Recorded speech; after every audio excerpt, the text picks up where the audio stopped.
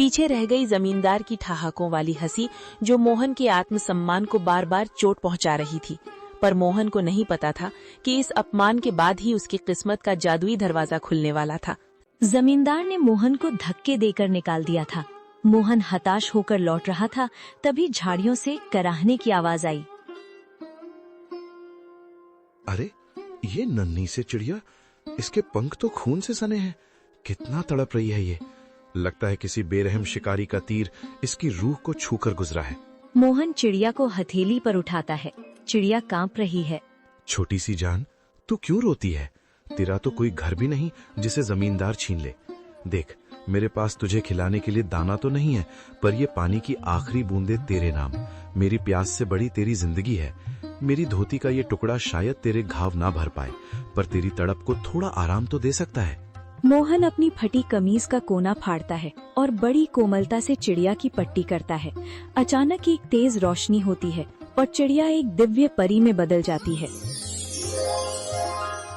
मोहन, मैंने आज तक महलों में सोने के थाल में 56 भोग खाते हुए लोग देखे हैं, पर तुम्हारे जैसा अमीर दिल नहीं देखा।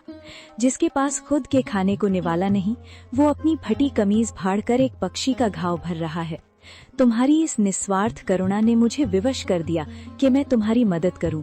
आप कौन हैं देवी? मैं तो बस एक साधारण इंसान हूँ।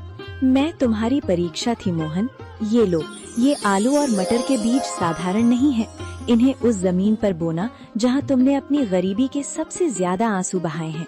ये फसल तुम्हारी तकदीर बदल देगी। लेकिन याद रखना, ये जादू तभी तक रहेगा जब तक तुम्हारे दिल में दूसरों के लिए दर्द रहेगा। जिस दिन अहंकार आया, ये फसल पत्थर बन जाएगी। परी तो एक दिव्य प्रकाश पुंज बनकर आसमान में विलीन हो गई, लेकिन पीछे छोड़ गई मोहन को हक्का बक्का, निशब्द और कांपते हाथों में वो मखमली पोटली थामे हुए। मोहन अपनी जगह से हिल भी नहीं पा रहा था। उसे लग रहा था कि शायद भूख के मारे उसका सर चकरा रहा है और ये सब उसकी कल्पना है। वो बार बार अपनी आँखों को मलता और फिर उस सुनहरी पोटली को देखता। नहीं, ये सच नहीं हो सकता। मोहन, तू पागल हो गया है। भूख और धूप ने तेरे दिमाग पर असर कर दिया है। भला एक मामूली चिड़िया परी कैसे बन सकती है? और ये बीज, ये मखमली कपड़ा, क्या सच में इसमें मेरी किस्मत बंद है, या ये मेरी आखिरी उम्मीद का कोई क्रूर मजाक है?